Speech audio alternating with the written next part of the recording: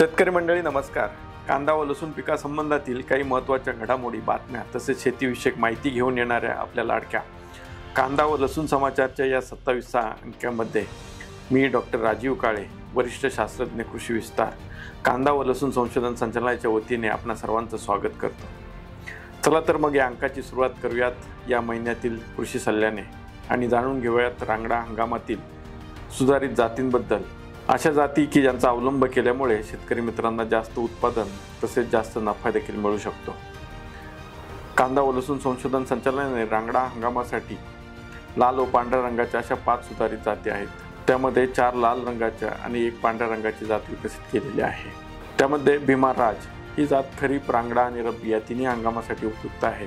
हिचा गडद लाल रंग, एकल केंद्र आणि जास्त उत्पादन देण्याची याची वैशिष्ट्ये आहेत. खरीप हंगामात 24 ते 26 टन प्रति हेक्टर, रांगडा हंगामात 40 टन प्रति हेक्टर तसेच रब्बी हंगामात 30 ते 35 टन प्रति हेक्टर इतके उत्पादन मिळते.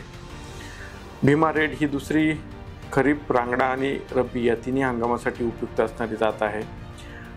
खरीप हंगामात 26 ते 28 टन प्रति हेक्टरी उत्पादन, रांगडा हंगामात 40 ते 42 टन प्रति हेक्टरी उत्पादन आणि रब्बी हंगामात 30 ते 35 टन प्रति हेक्टरी उत्पादन मिळते. लाल रंगाचे आकर्षक आणि सुंदर कांदे बाजारात ग्राहकांचे लक्ष देखील वेधून घेतात. त्यानंतर भीमा सुपर ही जात सलाडसाठी अत्यंत उत्तम मानली जाते. खरीप हंगामात 26 ते 28 टन तसेच रांगडा हंगामात 35 ते 40 टन प्रति हेक्टरी उत्पादन मिळते. या जातीमध्ये एकल केंद्रित कांदे जास्त असतात. भीमा शक्ती ही शेतकऱ्यांमध्ये खूपच प्रसिद्ध असणारी जात आहे. या जातीचा लाल रंग आहे. तसेच रांगडा आणि रब्बी हंगामामध्ये सुद्धा ही उपयुक्त आहे. रांगडा हंगामात ह्या 40 ते 45 टन प्रति हेक्टरी उत्पादन मिळते. तसेच रब्बी हंगामात 35 ते 40 टन प्रति हेक्टरी उत्पादन मिळते. यानंतर भीमा शुभ्रा ही पांढऱ्या रंगाची गोलाकार कांदे, बारीक देठ आणि आकर्षक रंग अशी असणारी व्हरायटी आहे. याचे उत्पादन खरीप हंगामात 20 ते 22 टन, रांगड्या हंगामात 30 ते 35 टन प्रति हेक्टरी उत्पादन मिळते.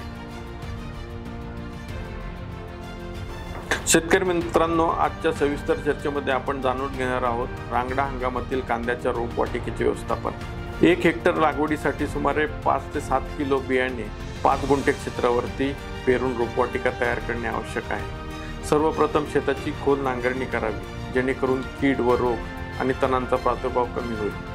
शेतात 3-4 वेळा नांगरणी करावी व वाफे तयार करण्यापूर्वी मागील पिकाच्या उरलेले अवशेष, तण, दगड हे वेचून घ्यावेत. रोपवाटिकेसाठी शेवटच्या नांगरणीच्या वेळी 500 किलो चांगले कुजलेले शेणखत, 2 किलो नत्र, 1 किलो स्फुरद, 1 किलो पालाश प्रति 500 वर्गमीटर या क्षेत्रावरती टाकावे.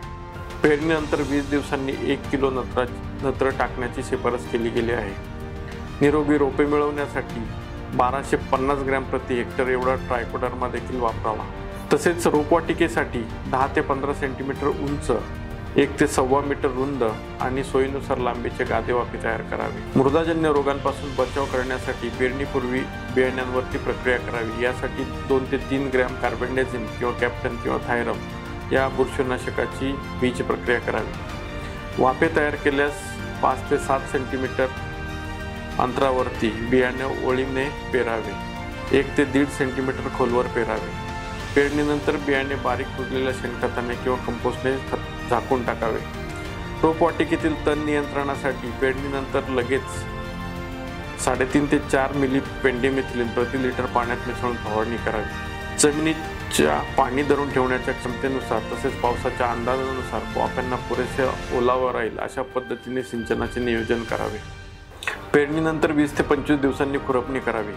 रोपवाटिकेमध्ये मृदाजन्य व मर रोगाच्या नियंत्रणासाठी मेटॅलॅक्झिल व मँकोझेब या बुरशीनाशकाची 2 ग्रॅम प्रति लिटर द्रावणात आळवणी करावी. पानांवरती तपकिरी करपा, काळा करपा रोगांचा प्रादुर्भाव झाल्यास प्रॉपिकोनॅझॉल किंवा हेक्झॅकोनॅझॉल या बुरशीनाशकाची 1 मिली प्रति लिटर या प्रमाणात फवारणी करावी. फुलकड्यांचा जास्त प्रादुर्भाव असल्यास पानांवरती फिप्रोनिल 1 मिली प्रति लिटर दराने किंवा कार्बोसल्फान 2 मिली प्रति लिटर या दराने कीटकनाशकाची फवारणी करावी. शेतकरी मित्रांनो, चला आता जाणून घेऊयात संस्थेच्या काही महत्त्वाच्या घडामोडी. दिनांक 2 जुलै रोजी संस्थेने भीमा शुभ्रा या वाणाच्या व्यावसायीकरणासाठी GPS hybrid seeds private limited या नागपूरच्या संस्थेबरोबर परवाना करार केला. 16 जुलै 2025 रोजी भारतीय कृषी संशोधन परिषदेच्या 97व्या स्थापना दिन आणि तंत्रज्ञान दिनानिमित्त आयोजित तंत्रज्ञान प्रदर्शनात संस्थेचे संचालक डॉक्टर विजय महाजन, प्रमुख शास्त्रज्ञ डॉक्टर राम दत्ता आणि वरिष्ठ शास्त्रज्ञ डॉक्टर राजीव काळे यांनी विशेष सहभाग नोंदवला। संस्थेच्या प्रदर्शनी कक्षाला भेट देऊन केंद्रीय कृषी मंत्री श्री शिवराज सिंह चौहान यांनी कांदा व लसूण विषयक नव्या तंत्रज्ञानाची माहिती संस्थेचे संचालक डॉक्टर विजय महाजन, डॉक्टर राम दत्ता तसेच डॉक्टर राजीव काळे यांच्याकडून घेतली। 21 जुलै रोजी संस्थेने भीमाशक्ती या वाहनाच्या व्यवसायीकरणासाठी उत्पन्न सीड्स भोपाळ यांच्या समवेत परवाना करार केला। राज्यातील कांदा धोरण ठरवणे व विविध उपाययोजनांबाबत सूचना देण्यासाठी गठीत समितीची दुसरी बैठक 28 जुलै 2025 रोजी महाराष्ट्र राज्य कृषी पणन मंडळ गोलटेकडी पुणे येथील सभागृहात पार पडली। या बैठकीत संस्थेचे संचालक डॉक्टर विजय महाजन, वरिष्ठ शास्त्रज्ञ डॉक्टर थांगास्वामी तसेच डॉक्टर राजीव काळे यांनी विशेष सहभाग नोंदवला। तर शेतकरी बंधू भगिनींनो, कांदा व लसूण पिकाशी निगडीत समस्या सोडवण्यासाठी आपण संस्थेच्या व्हॉट्सअप किंवा फोनवरती संपर्क साधू शकता। त्यासाठी संस्थेचा व्हॉट्सअप क्रमांक आहे 8459715576। संस्थेच्या यूट्यूब चॅनलला सबस्क्राईब करायला विसरू नका। या अंकामध्ये इथेच थांबूयात। पुन्हा भेटूयात नवीन अंकात, नवीन तंत्रज्ञान, नवीन घडामोडी तसेच तुमच्या समस्यांचे समाधान घेऊन। तोपर्यंत नमस्कार। जय जवान, जय किसान, जय विज्ञान।